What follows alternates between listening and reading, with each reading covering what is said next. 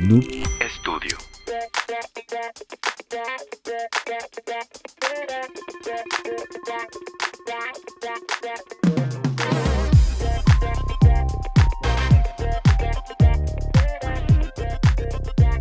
Bienvenidos, bienvenidas y bienvenides a El Delicioso. Este episodio no tiene intro porque el tema va a ser largo y tendido como les gusta.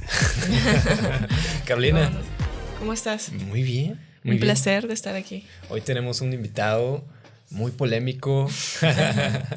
No, precisamente de eso hablábamos en fuera de cámaras, de lo importante que es darle el espacio a este tipo de situaciones, de luchas sociales, de injusticias que suceden en nuestra ciudad y en México en general, para que Daniel, nuestro invitado de hoy, mi tocayo, pues se apropie del micrófono un poco y nos cuente cómo ha sido su trayectoria, su historia, pero pues primero que nada, ¿quién es Daniel? Que se presente ante la comunidad deliciosa. Nos gusta que se presente. Okay. Sí. Bueno, yo soy Loren Daniel Johannes, soy un hombre trans, pues... Creo que mi salida del closet ha sido a pasar por todas las letras y generalmente ese es el viaje de las personas trans, binarias o no binarias. Entonces soy una persona transmasculina, soy una persona pansexual, poliamorosa, soy psicólogo, soy activista y defensor de derechos humanos. ¿Psicólogo por? Psicólogo por la Facultad de Psicología de la UANL. Pues bienvenido, Daniel. Este es tu espacio. Queremos conocerte un poco mejor, queremos que nos cuentes. Pues yo me iría muy atrás para poder entender el problema o la situación actual por la que estás atravesando. Entonces sí me gustaría que nos cuentes cómo ha sido tu proceso, si te parece bien, ante los micrófonos. Lo que nos quieras compartir. Digo, yo sé que aquí la comunidad de repente es muy, muy morbosa y muy chismosa, pero es que también estamos como que para aprender y para que entiendan la lucha, ¿no? Como que este camino que mucha gente, como decías, a veces ni siquiera te lo imaginas. O sea, hay luchas que tú dices, ¿qué? O sea, como pasan por muchas cosas y hablando en otros tipos de luchas, ¿no? Por eso como que nos gusta como que exponer estas historias. Okay, o sea, muchísimas gracias por la invitación. Realmente a mí me agrada cualquier cosa que tenga que ver con visibilizar y exponer el caso y sobre todo si le va a ayudar a más personas porque como comentaba antes de grabar, mi caso tal vez sea como que el más ejemplar en contra de la UANL, caso de transfobia, pero hay muchos casos peores de personas trans que les han pasado aquí en Nuevo León. Entonces...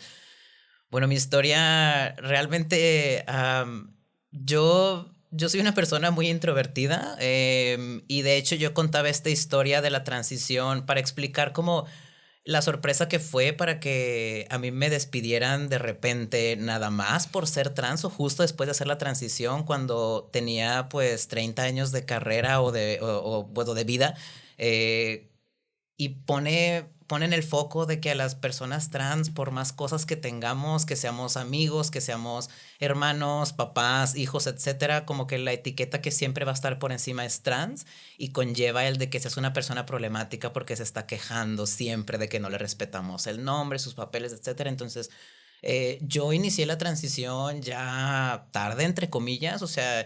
Yo a los 29 años estaba dentro de la comunidad LGBT, pero no me consideraba en la T, o sea, andaba todavía como que entre la L y la B. Uh-huh. Coincidió con que en mi carrera profesional todo fue muy bien, o sea, saliendo de licenciatura pude entrar a maestría con una beca, en doctorado con una beca, saliendo de ahí me dieron trabajo inmediatamente en la Facultad de Psicología y llevaba ahí 3 años... ganando premios, ganando reconocimientos, no tenía...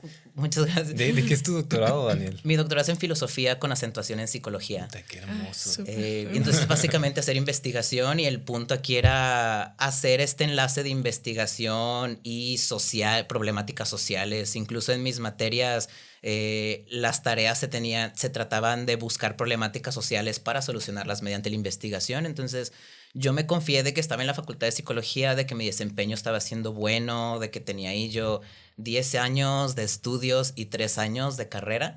Y a pesar de que todo estaba muy bien, yo estaba a meses de publicar mi tesis para entrar al Sistema Nacional de Investigadores del CONACYT. Y recuerdo que estaba a meses realmente. Y me di cuenta en algún momento de que por más éxito de pareja, por más éxito laboral, por más éxito profesional, etcétera, había algo en mí que faltaba, o sea, que no se sentía bien, y era precisamente de que todo mundo me estaba tratando con un género con el que yo no me identificaba. Y otras personas trans que han hecho la transición y que han tenido experiencias transfóbicas en sus lugares de trabajo explican esta cuestión de es que no había manera de yo ser un buen trabajador o trabajadora no siendo yo. O sea, eventualmente yo tuve que explicarle a mi jefe o jefa que mi desempeño iba a estar limitado si no me aceptaban todo lo que yo soy, porque implicaba, sobre todo en psicología, o sea, ¿cómo no vas a meter la sexualidad y la identidad en psicología? ¿Sí?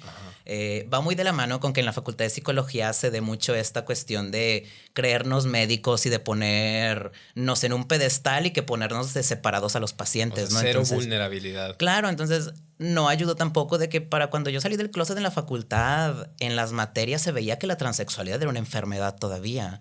A pesar... A partir del 2018 dejó de ser. Ajá, sí, entonces... ¿A qué le llamaban a la dismorfia? No, antes era transexualidad, o sea... Era una enfermedad. Entonces, en el manual de psicología, bueno, de psiquiatría era transexualidad y era trastorno de la identidad sexual en el manual médico. Entonces, a pesar de que por derechos humanos no te pueden poner eso, o sea...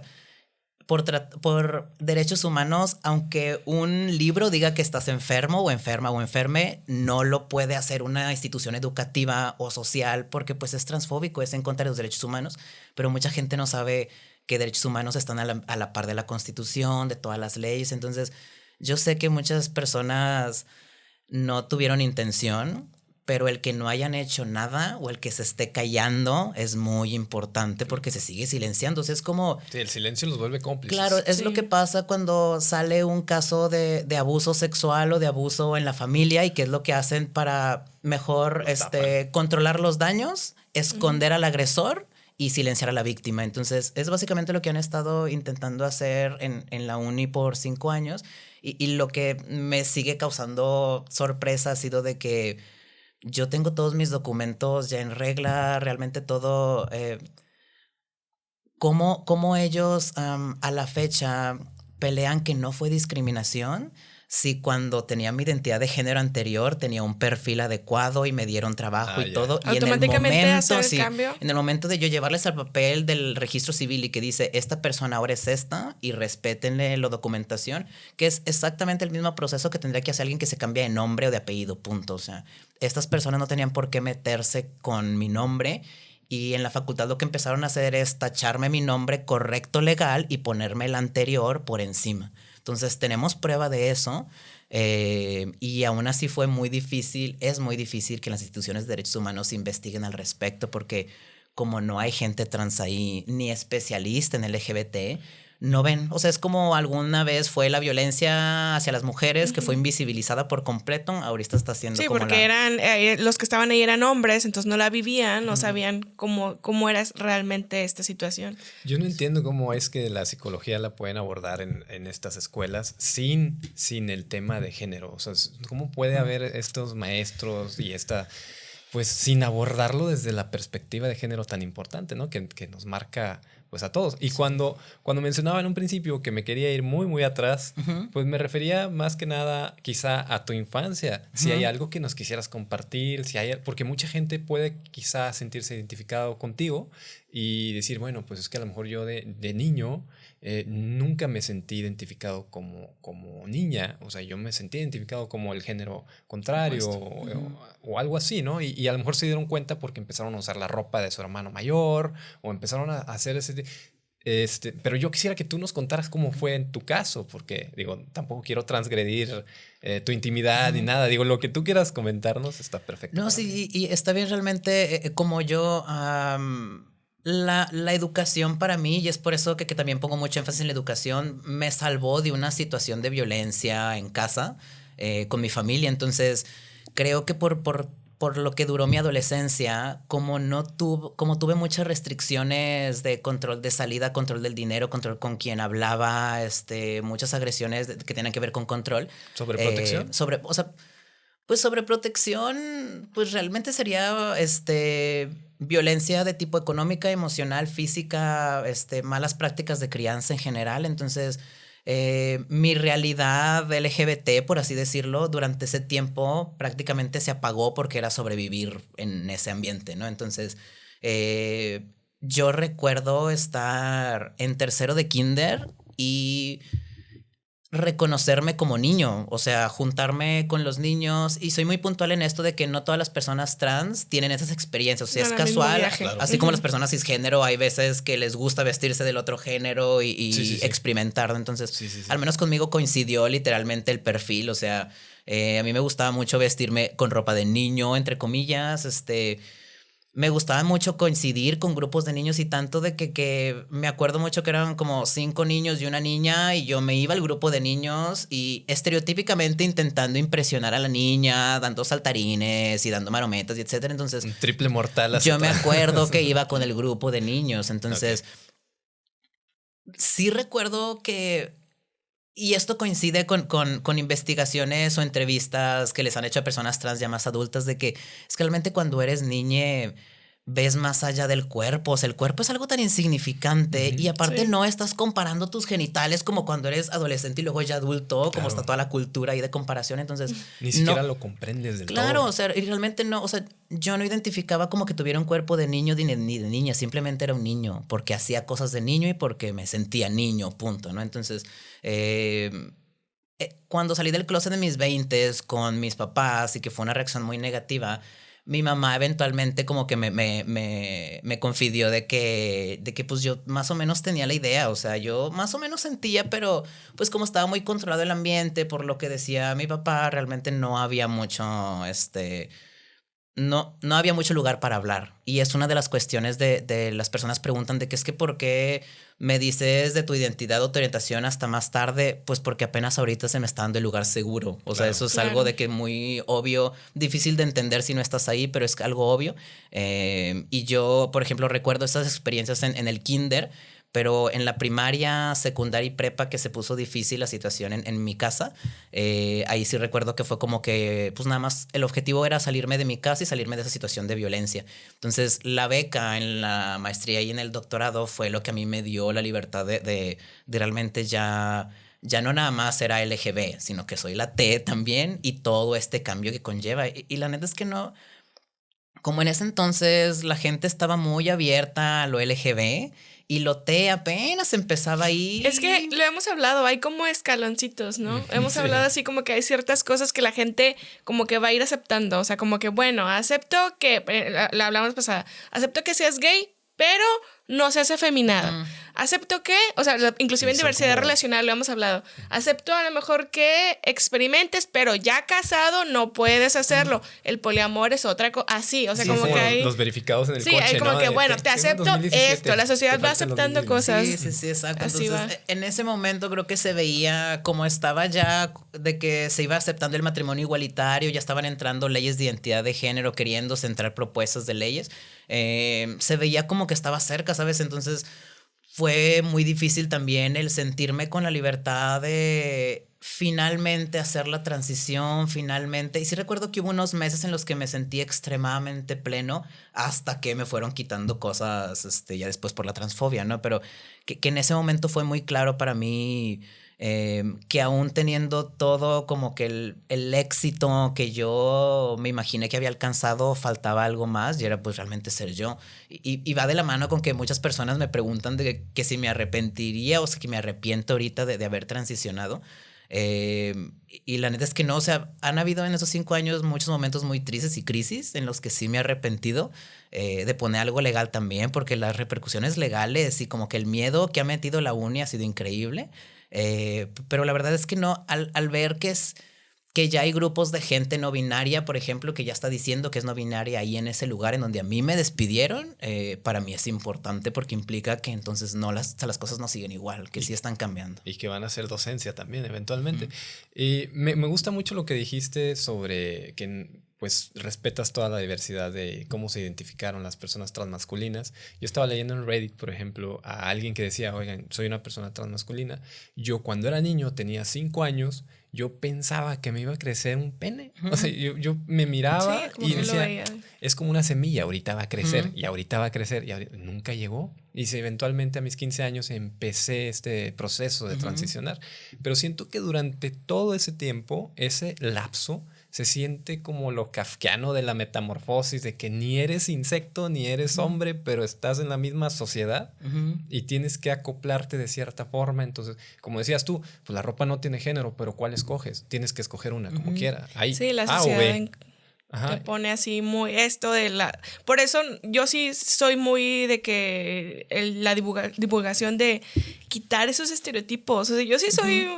Porque de hecho nos puede también hacer daño de la otra forma. O sea, sigo a una chava que ya hizo su transición, pero ella decía después, se dio cuenta que realmente solamente le gustaba vestirse masculino. O sea, como que dice, pero la gente después me empezaba a vestir masculino y el cabello corto, no, eres trans, eres trans, eres trans. O sea, como que, güey, como que el mejor el saber, como que el descubrirnos nosotros mismos sin que la demás gente esté como que señalándote y diciéndote, no, eres esto, eres el otro, no sé qué, o está mal. Como que es... Sí, pero o sea, y eso es bien importante porque al menos en el proceso no va a haber... Siendo parte de un grupo vulnerable o de un grupo prioritario, no va a haber una acción que realices que se vea bien de manera social porque eres un grupo minoritario. O sea, hagas lo que hagas, te van a juzgar o te van a criticar. Entonces, al principio fue como que yo informé y fue ok, pero hacer el cambio legal. Entonces era... A todo mundo se lo negaban el decirles por su nombre social porque no habían hecho el cambio legal. Entonces, primero fue la excusa de que no has hecho el cambio legal. Entonces, después fue, ya hice el cambio legal. Entonces fue, ok, pero no sabemos qué hacer. Entonces, hasta que sepamos qué hacer, te lo respetamos. Entonces, el irse como que con esos procedimientos, porque también increíblemente en la Junta de Conciliación, o sea, yo espero de verdad poner en público toda esa papelería, porque en la Junta de Conciliación el abogado de la UANL se atrevió a decir de que no me tenían que respetar mi identidad trans porque yo no era trans, porque no estaba operado en mis genitales. O sea, literalmente... Eso es también un... Ajá, entonces realmente ponen filtros, aunque lo cumpliera, como quiera me hubieran despedido. O sea, realmente por tener otros genitales no hubiera sido empleado ahí. Entonces, y ahí realmente... hubiera sido igual un acto de discriminación también, porque enfocarse en la genitalia, ¿no? Exacto, entonces, y como que la sorpresa y el coraje precisamente es de que estas personas tengan puestos de poder importante, que hagan este tipo de cosas de manera legal y que como en la Junta de Conciliación no saben mucho, pues el que no se vea como algo transfóbico, que me hablen con pronombres femeninos ahí, que se refieran, entonces se ve que lo estaban haciendo a propósito, se ve que realmente es como que para ver quién se cansa primero, ¿no? Entonces es bien importante esta cuestión de que el proceso individual es bien importante llevarlo a cabo y platicarlo con personas seguras y no... Es muy común, por ejemplo, que como personas trans vayamos inocentemente a preguntar a la escuela, oye, nada más quería saber si se pueden cambiar los datos. No, no se pueden cambiar. O tienes que pagar otro como si fueras un nuevo estudiante o cosas que son trabas. Entonces, que lo ideal sería platicarlo con personas que ya saben para nada más ir a pedir tus derechos. Porque o acercarte a instituciones, ¿no? O a organizaciones que apoyan. De hecho, aquí a mí... Me gustaría igual si nos pudieras decir aquí en Nuevo León, o sea, algún tipo de instituciones, porque tengo entendido que en Ciudad de México sí hay un acompañamiento para personas trans para hacer toda esta parte legal y lo hormonal y ese tipo de situaciones, ¿no? Sí, o sea, una cosa es como que todo el proceso legal de rectificación de nombre y luego con las demás instituciones y luego los extras que generalmente son que eventualmente vas a tener que poner una denuncia o una queja porque uno de los procedimientos a los que fuiste te lo negaron, ¿no? Ya sea la visa, el pasaporte, la INE, cualquiera de esas, ¿no? Entonces, yo la neta creo, es que iba a decir de que yo a la Comisión de Derechos Humanos fue a la primera institución a la que fui. Yo, de hecho, por ellos me despidieron. O sea, al momento de ellos avisar que estaban siendo investigados fue en el día y la hora que me despidieron. Entonces, ha sido muy cansado el no poder confiar en la Comisión de Derechos Humanos. O sea, el que la semana pasada tengo 5 quejas abiertas con ellos. Y que la semana pasada me llevaran una sentencia a mi casa en donde dice que no encontraron evidencia de discriminación. Pero pero es que entonces, ¿por qué sigo aquí desempleado? O sea, ¿por qué a pesar de haber ganado una sentencia sigo aquí desempleado? ¿Cómo eso no es discriminación? Sí, porque se ganó, ¿no? Se ganó esa parte de que te tenían que volver a colocar en tu puesto. Se ganó en la Junta de Conciliación, que es como que el tribunal laboral de aquí. La uni apeló porque dijo que no estaba de acuerdo, entonces se va a un tribunal arriba. Entonces, la semana pasada también nos dijeron en qué tribunal fue y es pues iniciar otro juicio, por así decirlo. Entonces, es importante también esta cuestión de no hay forma de que la UAN gane. O sea, no hay forma porque la evidencia que han presentado, o sea, da mucho, o sea, realmente no hay evidencia para ellos justificar de que me despidieron, ¿no? Entonces... Es la vida cansada. Aquí es precisamente eso, o sea, de que, es lo que se hacen, cierra un juicio y el sí. que sigue, cierra un juicio y el que sigue. Entonces, es triste decir esta cuestión de que aunque ganemos, las personas trans no obtenemos justicia. Yo sé que tu caso es público y todo, pero para la gente que no te conoce, ¿podrías resumirlo? ¿Qué fue lo que pasó, por favor? Sí, o sea, yo lo resumo diciendo de que tenía yo ahí en la facu 10 años estudiando, 3 años trabajando. En esos 13 años nunca tuve ningún problema. Me rectifiqué nombre y género de manera legal en el registro civil. Fui a pedirles que me respetaran mi nombre en mis cheques, porque en mis cheques era cada 15 días endosarlos al banco y por esa razón pedí que me cambiaran el nombre. Okay. Y a partir de que les dije que me cambiaran el nombre, empezaron a restringirme de que permisos, salidas, me tachaban el nombre legal, me ponían el anterior. Eran violencias. Sí, eran violencias. O sea, pues haciéndome que renunciara, o sea, quitándome mi servicio médico. Eventualmente me dijeron que ya no podía hablar con alumnos porque no era maestro. Entonces, ya al final, cuando ya no me recibieron por 2 meses y no me explicaron por qué me estaban quitando todas esas cosas, fue que fui a la Comisión de Derechos Humanos para que conciliara entre nosotros y me despidieron. Entonces, eso fue hace 5 años. Hace 5 años. Y, o sea, en 2017. 2017, sí, es que fueron finales de 2017 hasta el 2018, fueron como 6-7 meses de transfobias constantes para que renunciaran. Ok, y el alumnado, sospecho que tenía mucho aprecio por ti, quiero pensar que así fue. ¿Recibiste muestras de apoyo de tus estudiantes? Recibí muchísimas muestras de apoyo y se puede ver en la petición que tenemos en línea. O sea, las primeras firmas generalmente eran del alumnado y el alumnado de hecho quiso hacer algo, pero yo por no querer hacerlo público y por querer hacerlo todo privado les dije que no hicieran nada y al final pues a mí me fue peor porque pues la uni lo que hizo fue esconder absolutamente todo. Entonces... Yo entiendo cómo. Sí, yo entiendo cómo. O sea, ni un solo maestro me pudo hablar, ni me ha podido hablar, porque yo sé lo que significa estar ahí. O sea, yo sé lo que significa el tener que seguir órdenes y el cállate porque te despiden. O sea, yo soy el ejemplo mayor que. Sí, el miedo que les impone. Sí, entonces, en cuanto a apoyo de alumnado, hay muchísimo, pero sí me dicen que tienen que tener mucho cuidado, porque sí ha habido incluso gente que me ha dicho que les han restringido el título, o sea, que les han detenido el título por 6 meses por haberme ayudado en alguna manifestación o algo así. Como ¿tenemos? Venganza de que lo ayudaste. Sí, tenemos, o sea... Ay, no, qué horrible. Sí, es como tratar con Lord Palpatine, ¿no? el rector, pero bueno. Y luego lo último que supe es que cambiaron ahora las directivas, el nuevo rector y todo, y ahora dicen lo que no es de mi época, pues no me toca, ¿no? Entonces... Sí, lo que están diciendo, pero pues el caso es lo que creo que es también engañar a la población y que la población se va como que, bueno, ok, sí está bien, porque pues si el caso está abierto, ¿cómo que fue en tu antecesor? O sea, es ahorita, si el caso está abierto, es tuyo. Claro, sí, es como esos políticos, ¿no? Que el que robó fue ya y yo no soy, pero se lavan las manos. Ajá, exacto, entonces sí, también cuestión de que el rector de manera ridícula ha dicho de que este no es asunto suyo, entonces pues ¿cuál es la responsabilidad del rector si no es para atender este tipo de violaciones de derechos humanos? Entonces... O sea, al contrario, si él dice, o sea, eso, yo no estoy de acuerdo con eso, vamos a resolverlo. Sí. Pero, sí, pues, no, eso es algo importante, de que en 5 años ni una sola vez ha querido juntarse la uni a conciliar. O sea, ha sido...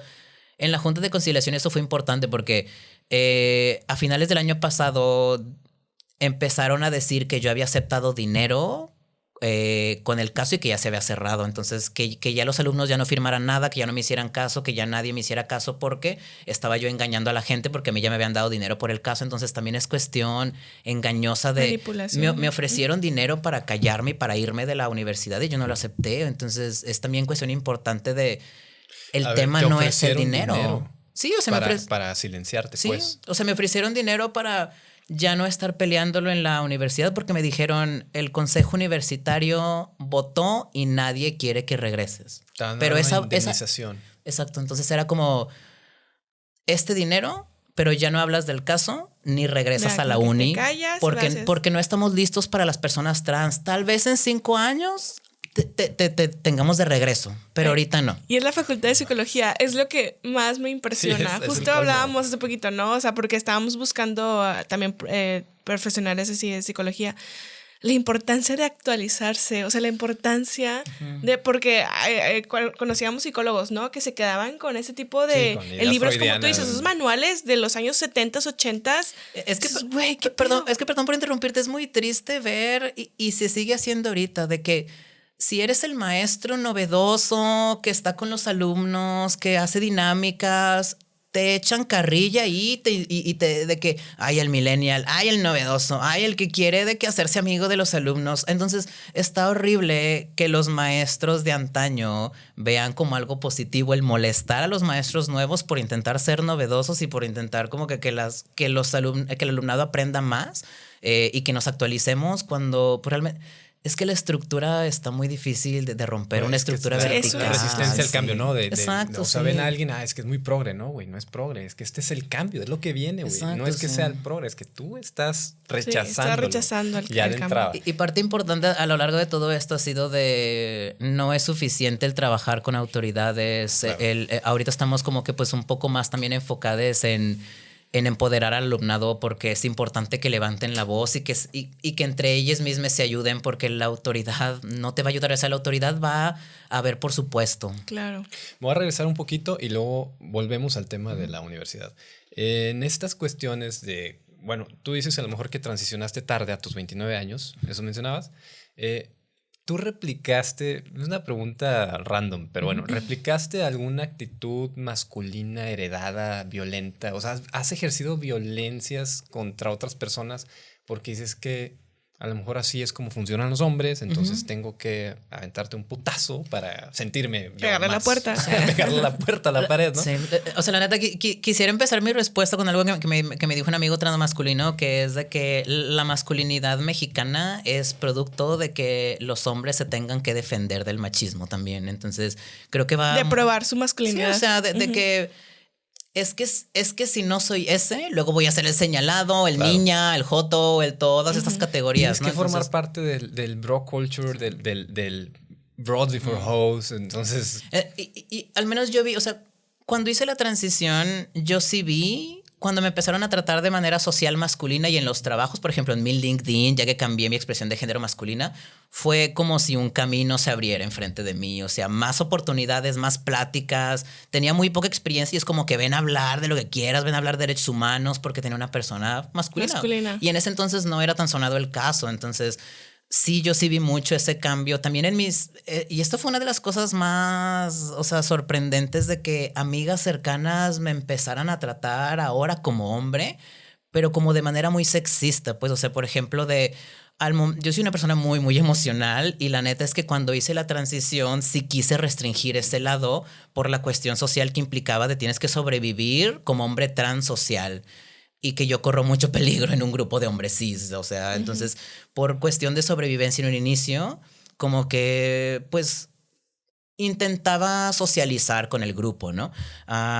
Es imposible socializar en algún momento cuando ya empiezas a escuchar de lo que hablan los hombres cuando están solos los hombres. Chale. Y es muy triste de que como psicólogo y como persona trans se ve que no todos están de acuerdo, sí, pero no hay nadie que diga algo. Porque como que el que tiene el más poder y el más chingón es el que dice el discurso, ¿no? No, entonces, y si llegas a contradecir, porque, o sea, hemos hablado de esa cosa del pacto patriarcal, ¿no? De que están hablando de, por ejemplo, vulnerando a otra mujer, un caso, ¿no? De que filtraron fotos y están pasándose fotos y todos... Si uno dice, güey, no compartas las fotos, ¿eso está mal? Pinche joto y no sé qué, y empiezan ahí de que a atacar, ¿no? Sí. De que, ay, sí, no te las vas a coger, o sea... Es que en esta idea de buscar aliados, aliades, etcétera, la verdad es que lo que hay que hacer es traicionar al patriarcado, y es muy difícil cuando todo tu círculo forma parte de eso, entonces tú te vas a aislar y vas a traicionarlos a ellos, a tus amigos, a tus hermanos, a tus tíos, a quien quieras, tienes que irlos traicionando Y estoy entrecomillando traicionar porque realmente no los estás traicionando a ellos, solamente estás en contra de ciertas ideas que a ellos les afectan también. Y estás siendo congruente con lo que piensas también. Exacto. Y sí me imagino que te habrán metido a los grupos, eso ya lo dijiste de WhatsApp. Sí, me metieron en grupos, o sea, pero o sea, lo que sí quisiera mencionar al respecto es de que no es por ser hombre sí, sino es por representar o vivir la masculinidad. Exacto. Porque en grupos de hombres trans yo me he salido porque es exactamente igual. Hombres trans, o sea, alguien que ha transicionado un mes y ahorita ya está diciendo de que las viejas y no sé qué y tengan estas fotos. Vieja, entonces realmente también, o sea, va mucho de la mano con el que se te abre todo este caminito, pero si eres este tipo de hombre. Porque yo en el momento en el que no lo fui, en el que fui un hombre trans, femenino, un poquito y emocional, porque en el momento en el que yo estaba llorando en la junta de conciliación y la gente sacaba de onda y así, entonces en el momento en el que no cumplí todas las características de hombre fue de que ya no tienes empleo, ya no tienes grupos de amigos, ya no tienes grupos de apoyo y eso también va mucho de que creo que esta cuestión de masculinidad no se habla mucho, al menos yo puedo hablarla de manera personal porque crecí, me trataron de diferente género, pero el ser hombre es muy solitario, o sea, emocionalmente es muy solitario, o sea, los días, por ejemplo, en los que se está triste, a nadie le interesas. Y cuando eres mujer, estereotípicamente como el foco está ahí, luego se ve si alguien no se siente bien, ¿no? Pero al menos en esta diferencia fue algo que pero yo creo a mí que me también sacó va mucho de sorpresa. De que a la mujer se le permite más expresar los sentimientos y al hombre no se le enseña a expresar los sentimientos. O sea, yo creo que también va muy por ahí. O sea, porque tengo amigos hombres cis y empiezan ya vas a empezar, o sea, se pareces niñita. También, no solo que no se les enseñe, sino que no se les enseña también. Y se les prohíbe. Sí, y tal vez, o sea, a mí se me hace muy fácil, bueno, menos difícil tal vez por ser una persona introvertida, o sea, siempre he sido una persona muy reflexiva porque soy introvertido, no hablo mucho, y creo que eso me dio también la pauta como que de también ver cuestiones los que están escuchando así, mira. Con razón no hablaba. ¿A poco? Porque realmente se ve también he tenido, por ejemplo, en relaciones interpersonales, más mujeres cis han sido transfóbicas conmigo que hombres cis. Eso está súper interesante. Y también va de la mano con que es muy común de que si piensas que ya estás deconstruida o deconstruido, deconstruide, el de que pues ya, o sea, fue un proceso y ya pasó. Entonces también tu pregunta que iba de que has hecho estos comportamientos, sí, o sea, la neta, en cuanto se me prohibió la tristeza y se me dio libre el enojo, coincidió también como que con los picos de testosterona al inicio. O sea, por eso también es importante llevar un acompañamiento médico con la testo, porque sí era en un inicio mucho más energía y mucho más... Esa era mi siguiente pregunta. O sea, en digamos, no lo quiero decir así porque no lo es, pero tal vez un privilegio económico de poder transicionar, de poder comprar los medicamentos, las hormonas y quizá la gente que decide operarse, pues sí, se suena como a un privilegio porque ¿quién lo puede costear? El Estado no lo paga. Al menos no que yo sepa. Ajá, o sea, se supone que la operación forma parte del proceso de reasignación sexogenérica. Entonces, así como yo no me quiero embarazar, pero yo no tengo por qué prohibir que servicios de salud le pague a mujeres embarazadas que no tienen servicios de salud el embarazo o que se alivie. Entonces, creo que si se ve como desde el punto de vista de que tenemos derecho a la salud, ahí sí porque, por ejemplo, publiqué yo cuando me dieron las hormonas una sola vez en el IMSS y eso fue de que me tuve que pelear 9 horas en 3 IMSS diferentes y me dieron 2 cajitas, ándale, para que ya te vayas. Entonces, lo publiqué. Y alguien me comentó de que te estás acabando los servicios de salud y fue por esta cajita. Entonces, aunque me operara, siempre va a haber alguien que vaya a decir. Entonces, cuestiones como esas es que si no te afecta, como por qué. Y ese es el punto de que también he escuchado es que no eres hombre, es que no eres mujer, es que te quisiste pasar personas por lo administrativo. Es que independientemente de eso, porque, o sea, ¿por qué me quitaron la dignidad ser una persona trans? O sea, ¿por qué no fue persona antes? Y por qué toda esta cuestión también va con el ver las personas LGBT en general como el otro raro, el otro extraño. Sí, son la otra edad siempre. Y con esto que mencionas de las cajitas que te dieron, me imagino que después de eso ya todas las compraste tú. Claro, sí. Sí, ya por tu cuenta, por tus propios medios. Porque aquí en Nuevo León no hay así como que que te den estos programas. Tengo entendido que en Ciudad de México es difícil, pero sí te los dan. Ahorita está, hay una clínica, que el objetivo es precisamente que sea similar a la de la Ciudad de México. Se está encontrando ahorita, es que es difícil, por ejemplo, tener un endocrinólogo de base, porque pues el servicio público es muy, muy poquito dinero, obviamente, y es también unas cosas por otras, o sea, ¿cómo le exijo a un médico que tiene que estar en chinga que también nos ayude en esto? Porque hay poquitos médicos trans-friendly, por ejemplo. Entonces, creo que el punto también es armar redes, pero se tiene el objetivo de hacer una clínica trans. Aquí lo está ayudando a hacer realidad la regidora trans Ana Eugenia.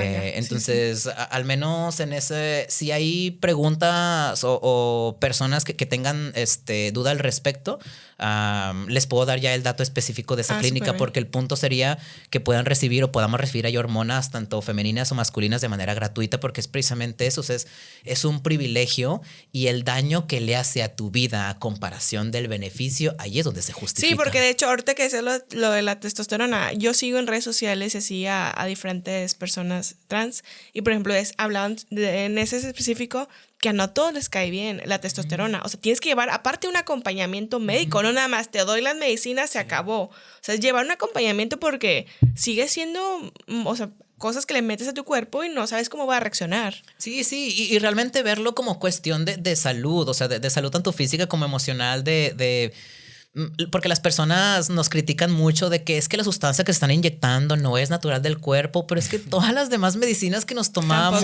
todos los tratamientos, entonces, por ejemplo, en un inicio a mí me tuvieron que poner... Son los gym bros, ¿no? Que se toman proteína que y se meten mierda. ahí. Exacto. Entonces, también muchas cosas tienen que ver de que... Bro.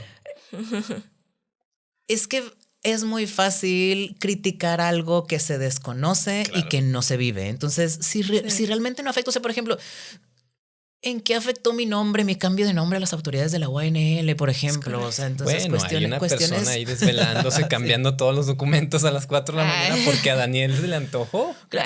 Así se la imaginan ellos. Claro, o sea, sí mencionan así, o sea, y eso es una cuestión de que para como que mencionar la cuestión de que ¿para qué sí le meten tiempo a las instituciones a batallar y para qué no? Porque, por ejemplo, le metieron mucho tiempo para esconder casos de acoso y de violencia sexual y de todo tipo de eso. Y protegieron a muchas personas. Entonces, pero realmente a mí, y eso es algo horrible, o sea, horrible de que... de los primeros meses el tener que vivir con esta realidad de que yo sé que soy buen maestro y hay evidencia afuera que lo prueba. Y hay maestros... La UAN te lo prueba. Exacto, tengo un papel firmado por ellos, ¿no? Entonces, que estén ahí dando clases aún ahorita maestros acosadores, o sea, que a mí como prefecto me llegaran esas quejas y que cuando fuimos a hacer la manifestación estuvieran ahí todavía esos maestros acosadores, es algo que hace que me hierve la sangre y que me quede al pendiente con el caso, o sea, de que no quite el renglón el dedo del renglón, porque todo ese alumnado, o sea, toda esa juventud de 18 a 22, 23 años que durante 5 años sufre eso y que por eso se sale de estudiar, y muchas personas LGBT también me han dicho de que quisiera estudiar psicología, pero ni de pedo me voy a meter ahí, y es restringirle su derecho a la educación. Claro. Con sus recursos, o sea, porque la uni la verdad es de las más económicas y de las más accesibles en cuanto a horarios y en cuanto a materias, entonces también se me hace importante el mencionar eso de que es una institución educativa que debería de darle servicio a toda la ciudadanía realmente. Me vas a matar, pero me voy a volver a ir para atrás. No, sí. Perdóname, Daniel. Bueno, hay una especie de duelo de tu parte por la persona que eras o forma parte de ti, sigue siendo... digamos que evolucionaste quizá, te transformaste, ya lo abrazas o no lo abrazas. ¿Cómo lo llevas? ¿Cómo llevas esa transición a hoy, enero 2023? Creo que lo tomo ya como un proceso, o sea, tal vez la decisión inicial de si voy a ser trans, si voy a decirlo y chingado, o sea, qué es lo que va a pasar, pero pues tengo que decirlo, o sea, empezó ahí y que se vio un fin específico porque así te dicen como que el proceso de transición es lo tienes que acabar y operarte y etcétera. Es la muerte de alguien, ¿no? Es una deshumanización. Ajá, o sea, es que te dicen eso también como que con el contexto de estás en un cuerpo equivocado y ya vas a estar en el cuerpo adecuado y ya vas a ser tú y cuestiones es que y también es explicar, es que el género nada más es una sola etiqueta más, una sola categoría. Y va de la mano con que amistades me empezaron a tratar de manera muy sexista como hombre, a pesar de que yo no me consideraba un hombre agresivo, un hombre violento, un hombre, pero es importante, empezó tal vez como transición de género, pero lo que a mí me dio pie fue como el género era tan importante para todas las demás personas y se sintieron que se destruyó el mundo de las demás personas, no el mío, porque yo siempre he sido yo. Entonces yo no sentí que murió algo en mí, yo simplemente sentí que fui más honesto con las personas de mi alrededor y que algunas personas se friquearon un chingo, otras personas estuvieron como que, ok, una amiga me acuerdo que me dijo, yo ya sabía, no tengo ni idea de cómo, pero me dijo de que ya sabía. Entonces cuestiones como esas también a mí me dieron a entender de que le destruyera el mundo a tantas personas con mi transición, a mí me dio pie de que poder destruir todo de mí, poder reconstruir. Entonces, también de no quedarme con nada más eres un hombre trans, sino es que hombre trans nada más soy por mi identidad y por activismo, pero pues no voy al súper y digo, hola, soy el hombre trans Daniel, hola, soy de que en la farmacia, claro, cosas así, ¿no? Entonces, ahí creo que lo trans definitivamente me cambió la vida. Porque me hizo poner en duda muchísimas más cosas que las personas me decían. Porque desde los 3 años que me identifiqué, o sea, mentalmente como una persona trans sin la etiqueta, pero que yo sabía que era un niño, 30 años diciéndote las personas, eres una niña y eres así, tienes que estar callada y tienes que estudiar esto y tienes que cuidar y tienes que... Entonces, al momento de la transición es de que a la chingada todo lo que me dijeron, porque si estuvieron tan equivocados en género, qué tan equivocados están en todas las demás cosas, entonces te da mucha libertad de ser tú, porque es que hay mucho rechazo. Creo que las personas LGBT no ven tal vez el nivel de rechazo que se siente el decir que eres trans, o sea, el verle la cara a las personas o que, no sé, que te comenten con asco en los comentarios en redes o algo así. Entonces, o que siempre se fijen en ciertos atributos físicos. Ah, que sí, siempre sí, volteen a ver.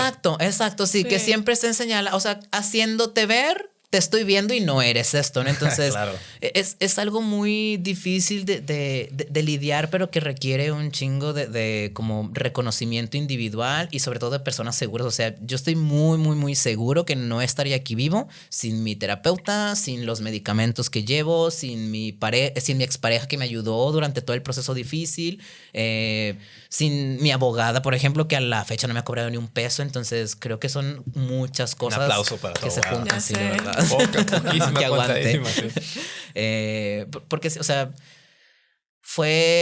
dio pie a una deconstrucción de que completa. Lo triste es que creo que no todas las personas trans tienen el privilegio de eso, o sea, tienen el privilegio de apoyo enorme sí. la que tuviste y qué suerte y qué bueno que la tuviste. Sí. En serio. Y hay que abrir más redes para que más gente tenga este tipo de apoyos. Sí, definitivamente, o sea, porque incluso lugares, por ejemplo, el laboratorio de Nuevo León, el laboratorio de Conarte de Nuevo León es uno de los lugares en los que cuando yo tengo una crisis de ansiedad o de depresión o de estrés postraumático y que estoy muy corto de dinero porque no se ha arreglado lo legal, porque batalla en conseguir este trabajo, creo que es uno de los lugares más seguros, más trans-friendly, LGBT, hacen un chorro de eventos.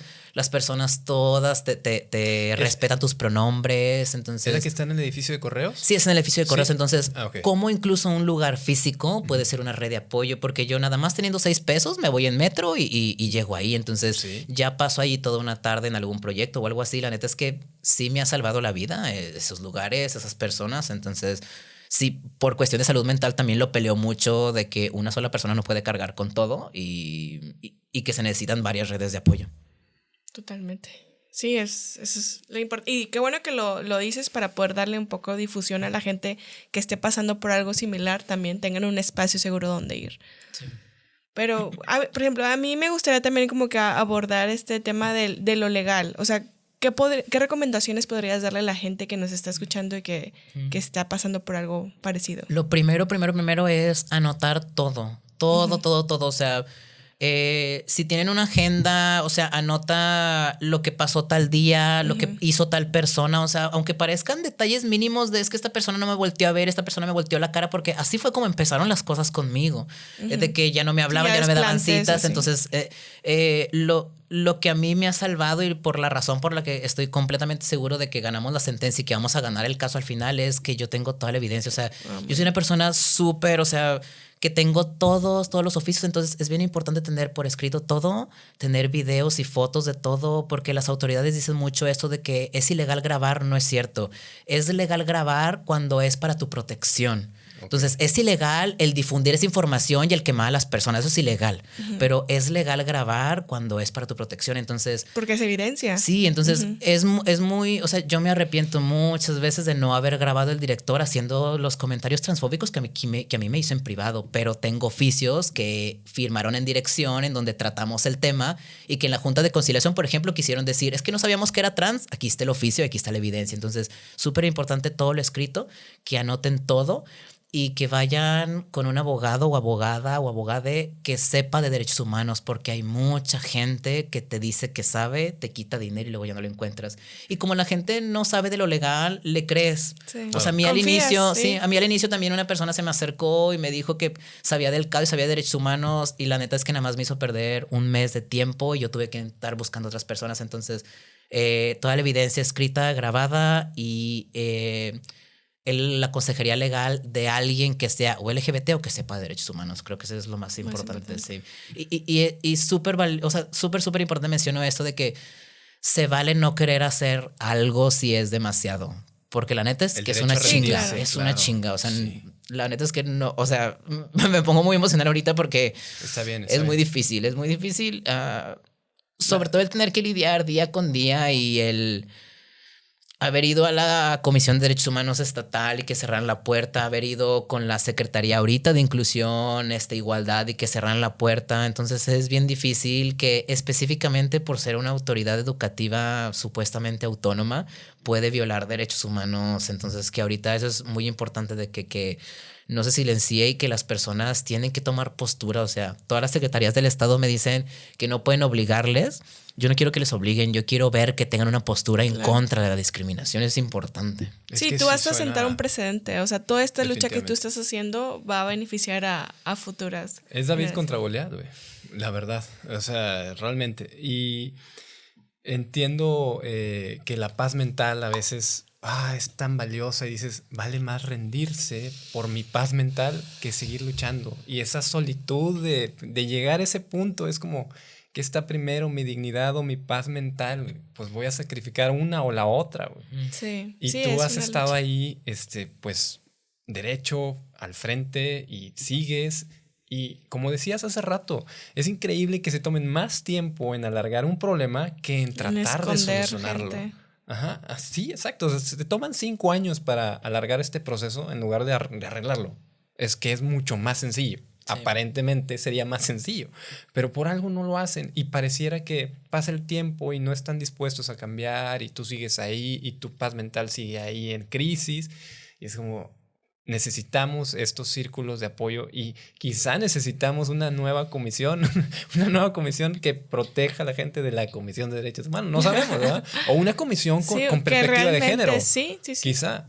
Sí, es importante eso, o sea, de ver la congruencia, o sea, de que la Comisión de Derechos Humanos alguna vez presentó de una propuesta para el cupo trans, para que en las empresas entren personas trans, pero ahí en la CDH no está trabajando nadie trans, no han resuelto quejas trans favorables, entonces se ve de manera muy sencilla esta congruencia de que...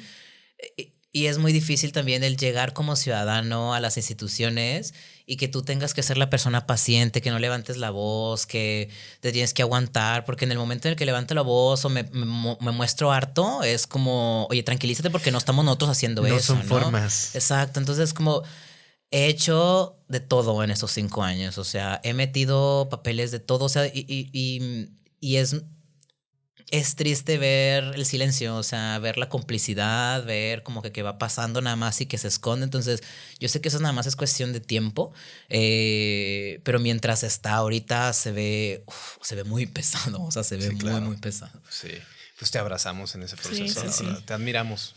en verdad. Y bueno, no es que quiera cortar yo la inspiración ni nada, pero hay algunas preguntas que tenemos que hacer. Ya para ir finalizando. Sí, bueno, la primera, yo tengo esta curiosidad y dime si me estoy cruzando la raya, no pasa nada.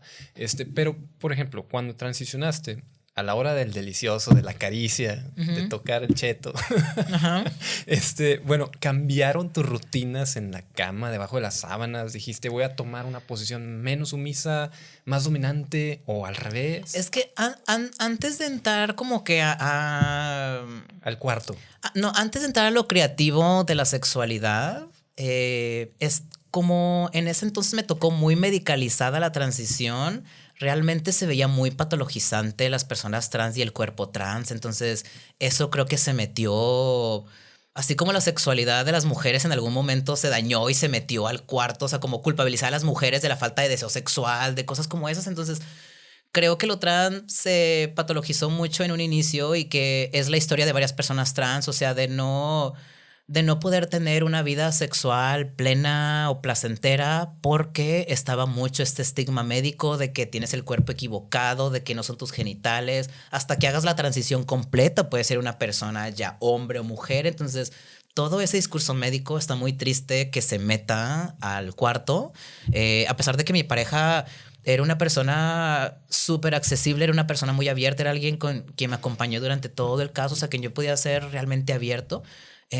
La cuestión de incomodidad y de disforia, porque esta era la cuestión de que para acceder al tratamiento tienes que ser un trans disfórico, o sea, tienes que odiar tu cuerpo para recibir tratamiento. Okay. Entonces, ese filtro hace que vayas con el médico y que contestes la encuesta de que sí odio mi cuerpo, sí estoy en un cuerpo equivocado, sí, con tal de recibir hormonas. Entonces, eso fue triste en un inicio de que restringió todo eso, porque ya ahorita 5 años después, ya habiéndome más bien ido con sexólogos o sexólogas ya más trans-friendly, ya yo leyendo sobre cosas de manera personal, ya hablándolas con mi terapeuta, ya es muy diferente la expresión de la sexualidad ahorita que en ese entonces, o sea, y se veía porque estaba muy estigmatizada, muy señalada, y era también este mensaje como de no puedes tener algo placentero con tu cuerpo si está patologizante. O claro, sea, si lo odias, ¿cómo vas a sentir placer? Exacto, sí. exacto. Entonces era muy difícil el poder hablar de métodos anticonceptivos, por ejemplo, o de barrera con el médico, si te está tratando, o sea, con hormonas. O sea, ¿por qué me estás preguntando esto? Si, o sea, tú eres trans, o sea, no eres un ser sexual, eres trans, ¿no? Entonces,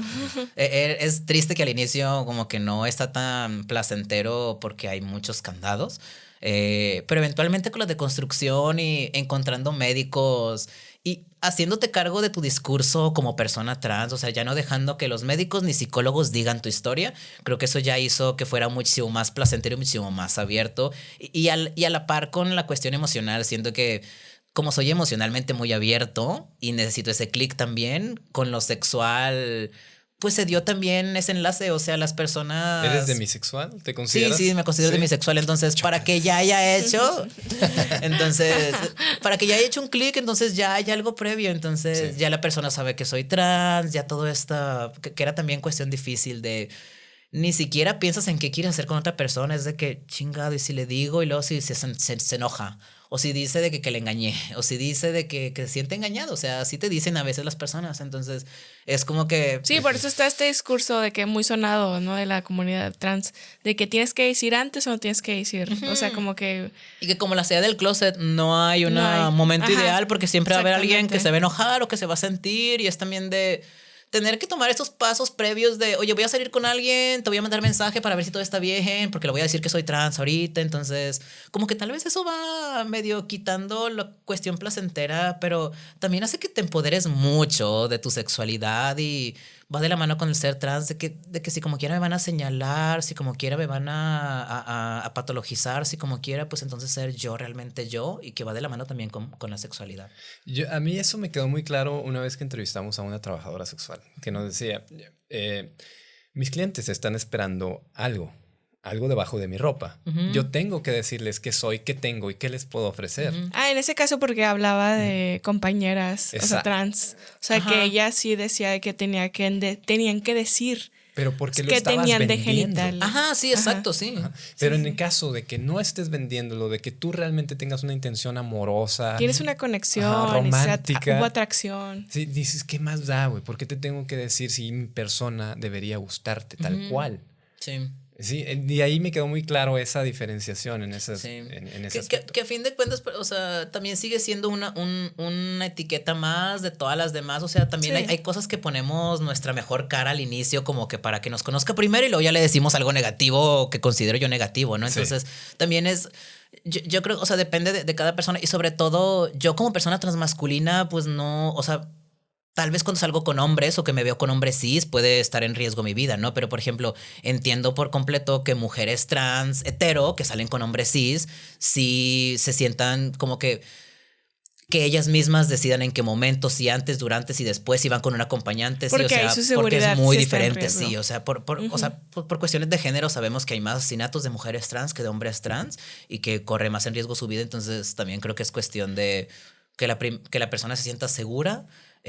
Componer. Yo en todas mis apps tengo que soy trans, porque la neta prefiero eso, porque es muy doloroso que después de platicar un rato te bloqueen al momento de decir que eres trans, entonces mejor desde el inicio que sea el rechazo. ¿No te ha pasado que de repente ni siquiera leen? Porque yo tenía un conocido que decía, ahí dice, y después de que, ¿qué? ¿No leíste mi descripción? ¿Qué pedo? Sí, eso también, eso también me ha pasado.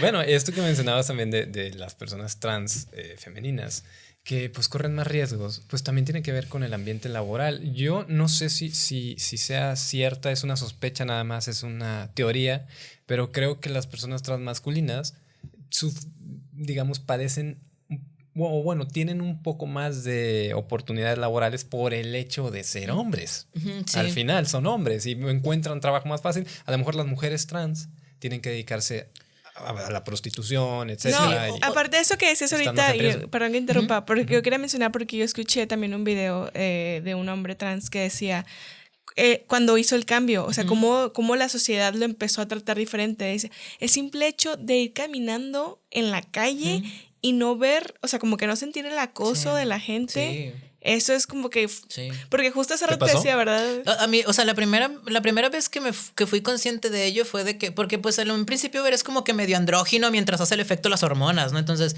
me pasó que en vez de sentir la mirada de señor rabo verde, fue un señor me dijo de que buenas tardes. Y para mí fue un de que... ¿Qué pedo? O sea, fue okay, es la experiencia masculina. O sea, la experiencia masculina. Y también me pasó al revés de que querer yo saludar a mi vecina y que no me saludara y luego, ok, o sea, eres un vato en la calle en la noche, güey, claro que no te va a saludar tu vecina. Sí. O de hecho, también decía de que a veces cuando me toca que voy atrás de una mujer, de que dice, mejor me adelanto para que no sienta que la voy siguiendo. Sí, o sea, como que... Y la neta son cosas tan pequeñas que me sorprende cómo hay hombres que no están un poco más al pendiente de ellos. O sea, literalmente es nada más sí, o sea, porque hay gente, incluso he escuchado de que gente masculina que le da risa de que una mujer sienta miedo y que a propósito jugando la va persiguiendo. Es como, güey, no tienes ni idea. O sea, entonces cuestiones como esas, pues sí, o sea, cuestiones de género a fin de cuentas. Y va de la mano de que, perdón, sí se te abre un caminito, pero si eres hombre trans y no lo dices. Okay. O sea, eres trans y no eres activista y tienes una pareja que también sea cispassing, entonces ya sea a mujeres trans también, pero es un poco más difícil que tengan el cispassing. O sea, el cispassing en hombres es mucho mayor porque la testo hace efecto en menos meses y además hay muchos hombres, o sea, la mayoría de hombres trans que yo conozco es como haces la transición, te cambias de trabajo y te callas. Ok. Y es por eso que realmente tienen éxito a la fecha. O sea, y es muy sencillo comentar incluso de que, ok, pero si dijeras que eres trans en el trabajo, es como que no, pero no tengo necesidad de hacerlo, pero no. Pues es como la persona antes gay o lesbiana que vivía en el closet y que creía que le aceptaban con tal de no decir nada, ¿no? Sí. O de no verse muy todos masculina. Sabemos que eres, pero no lo grites. Exacto. Entonces te respetamos mientras no metas tu diversidad aquí. Claro. Entonces, sí se ve también que los hombres trans usan mucho el cispassing. Bueno, yo tengo unas palabras que queremos que nos compartas. Hay que definir estas palabras en una sola. Ok. ¿Sí? Okay. Bueno, la primera es libertad. ¿En una sola? En una sola. Lo primero que se te venga a la mente. Sí. De construcción, pensé. Masculinidad. Frágil. Erotismo. Divertido. Metamorfosis. Transición. Muy bien. Son todas. Se acabó. ¿Una máscara? No, ya, muy bien. De hecho, yo creo que, siento que también puede dar para más todo este tema. O sea, es muy... Sí, honestamente. Todo el tema sexual se nos trans, puede dar, dejando de lado lo laboral y lo de las denuncias, es un tema chido. Claro, es que no nos va a aceptar la entrevista porque somos hombre y mujer cis, o sea, que estamos apropiándonos aquí de este espacio, pero decía, no, tú dale, invita. Sí, no, es que hay que abrir espacios, o sea, porque este tipo, porque yo tengo conocides y así que dicen, estoy como que en esta duda y en esta cosa de no sé, como que... Y es que es bien importante el ser cis y trans es nada más la etiqueta de, pero es que no, o sea, para mí es más importante que las personas estén deconstruidas y sensibilizadas y empáticas. O sea, bueno, me gusta más la palabra compasión que empatía, porque empatía es de qué haría yo en tu lugar. Compasión es tener, o sea, hacerte sentir bien o al menos no mal de que lo que hiciste fue adecuado a lo que querías hacer o cómo te sentías, etcétera, ¿no? Entonces, a fin de cuentas, hay muchas personas trans que no se sensibilizan y hay muchas personas cis que sí lo hacen. Sí, tanta gente que conocemos que, pues no, o sea, realmente tienen una lucha. Nos ha tocado, ¿verdad? De amigues de que gay, y que es que yo estoy mal, yo sé que estoy mal y soy un mal para la sociedad y es... No, o sea, como porque piensas, imagínate la lucha que tienes interna. Sí. No, es que yo sé que estoy mal y soy una desgracia para la sociedad y empiezan a decir ese tipo de comentarios. Sí. Es como que no, o sea, como que hay que abrir un poquito más ese tipo de discursos para que entiendan que no estás mal, no estás mal. Sí, y que es que sí entiendo como psicólogo toda esta cuestión de la deconstrucción y también porque al menos algo mucho que he visto es... personas recién salidas del closet, sobre todo trans no binarias, que es como la etiqueta paraguas que se utiliza ahorita para intentar ver qué onda con mi género, con mis roles, con mi identidad, etc. Entonces, personas recién salidas del closet, no binarias, que se empezaron a empapar algo de género y luego que ya con eso se siente como con el derecho de empezar a señalar.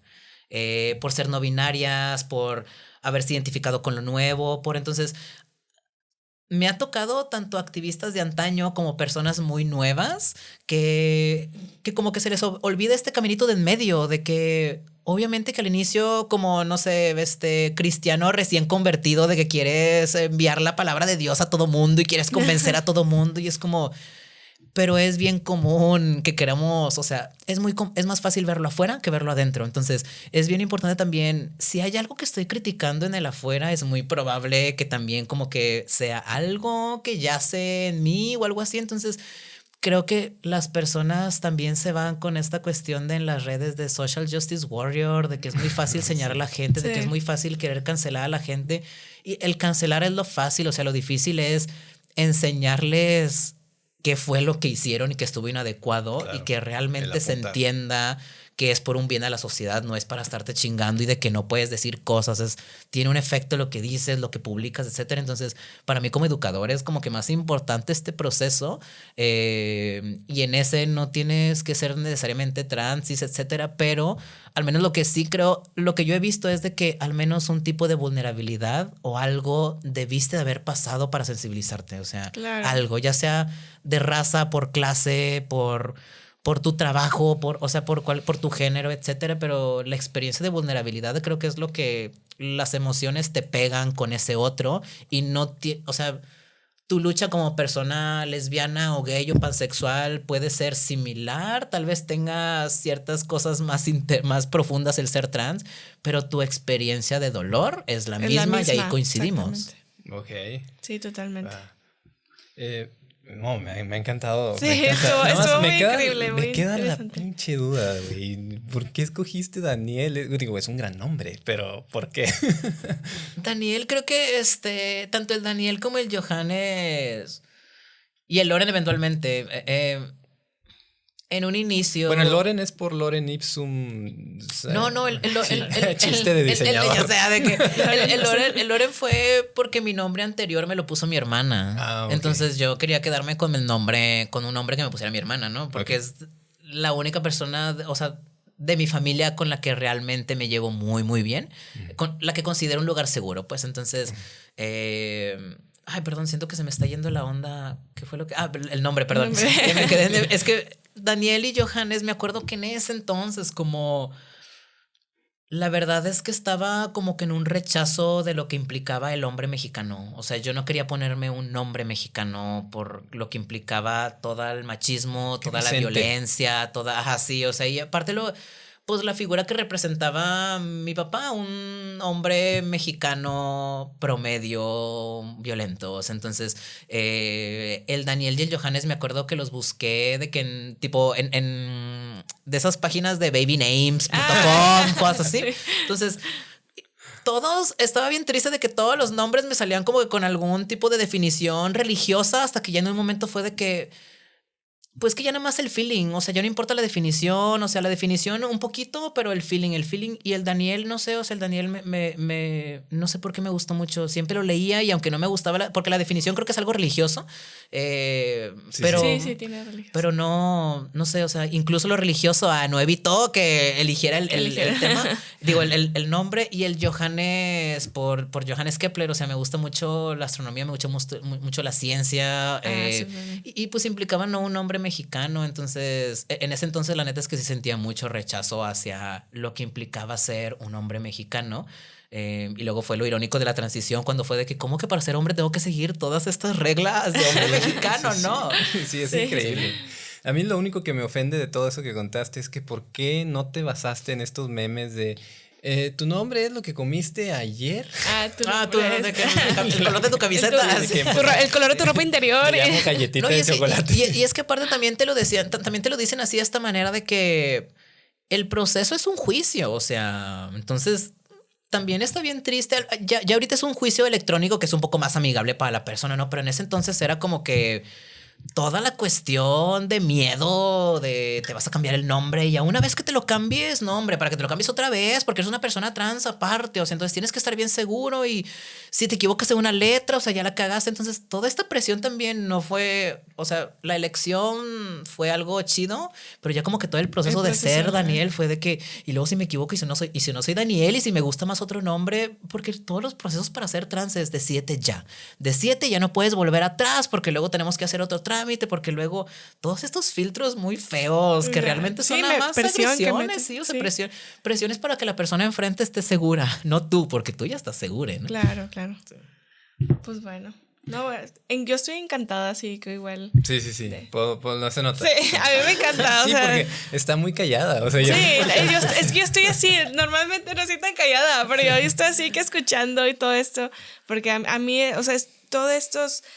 Visibilizar esos procesos a mí me fascina. O sea, el que la gente, como tú dices, no solo empatice, que tenga compasión, porque ese proceso, yo siento que si la gente tuviera más arriesgado ese tipo de procesos, sería mucho más fácil toda esta...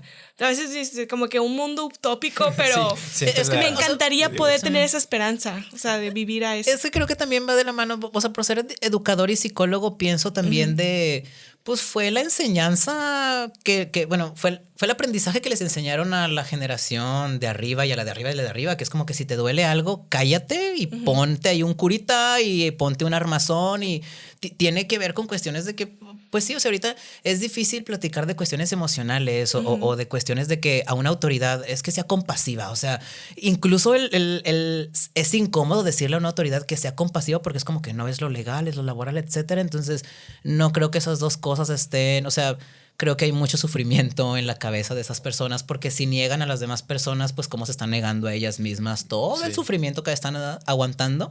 Entonces, al menos estoy muy feliz de que las nuevas generaciones estén soltando todo lo que no se dijo hace años porque creo que hacía falta. O sea.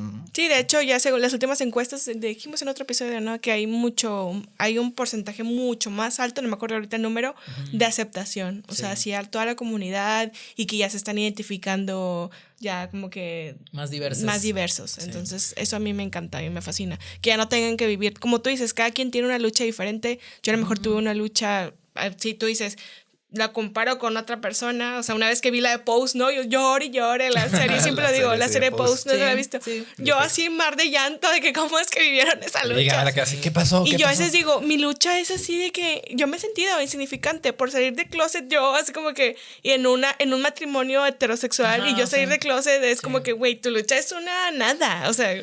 pero es como que ese tipo de cosas que me es que es también de que los espacios, o sea, a ustedes o sea, como que la etiqueta de pareja heterosexual a ustedes les dan entrada a muchos ámbitos en los que o sea, en los que si se habla se limita para unas cosas y se abre para unas cosas. Entonces, a fin de cuentas es como que qué haces con el escalón que tienes. O sea, yo también intento siempre hacer mención a de que las morras de casa trans, o sea, que tal vez no lo mencione tanto en entrevistas como la representación legal, que ha sido diaria, pero las morras trans, no ha habido una manifestación en la que no estén las morras trans. O sea, puede faltar cualquier población, pero las morras trans no, porque es lo que viven todos los días. Entonces, creo que es hacer cada quien lo suyo desde su escalón. Sí, es que viven todas las violencias. Sí, todas sistemáticas de gobierno, legales, económicas, todas. Daniel, debe ser muy interesante tomar terapia contigo. ¿Quieres dejarnos tus redes para gente que diga, oye, pues tiene doctorado, me interesa que me atienda? Yo no soy terapeuta, o sea, doy acompañamiento. Perfecto, como acompañamiento. Sí, o sea, si quieren mis redes, estoy en todas como crónicas-trans. Y estoy así igual como Loren Daniel Ibarra. Entonces, realmente... Para las cosas que más me contactan y está bien chido es de que cuando quieren poner alguna queja de algo y que eventualmente no la ponen porque se solucionó, o sea, se asustaron en su lugar de trabajo porque ya hablaron conmigo y luego entonces eso ha sido de las cosas más placenteras, de que gente que se comunica conmigo para pedir orientación y que no es mi trabajo, ya lo solucionaron porque vieron tu caso, vieron que era una chinga, entonces ya lo solucionaron. Ya mejor entonces, súper bien. Sí, entonces cualquier duda que tengan al respecto, porque también formo parte del Consejo del Consejo Ciudadano LGBT y del closet del LGBT AC, entonces de parte de esas dos estamos también asesorando legalmente. ¿Qué digo? Por un lado más divertido también hacen fiestas y reuniones, ¿no? Tengo entendido que... Sí, o sea, y es también esta cuestión de que pues a las personas trans, ¿cuándo vamos a poder disfrutar realmente una fiesta en donde tengamos ya los derechos? O sea, yo espero, o sea... La neta es que sí he visto cambio, o sea, sí he visto mucho cambio en los últimos 5 años. No he visto cambio en mi caso, tristemente, pero he visto mucho cambio alrededor, entonces eso me tiene muy esperanzado. Súper bien. Okay. Bueno, ya saben, como quiera, ya saben, aquí en la descripción del episodio y vamos a poner también las redes para que tengan un acceso ahí directo. Pues bueno, fue un placer. Muchas gracias. Un placer, sí, yo encantada. Deliciosa esta plática. Sí, eso. Vengan a grabar a Noob Studio. Este episodio fue grabado en las instalaciones de Noob Studio, aquí en el centro de Monterrey. Hagan su proyecto realidad de lo que sea que quieran hablar, de cualquier tema. Aquí Iván se pone guapo con los micrófonos, con las cámaras, con lo que necesiten. Precios muy accesibles, los mejores precios de Monterrey. La verdad, este es un excelente lugar para hacer tu podcast realidad, así como el nuestro.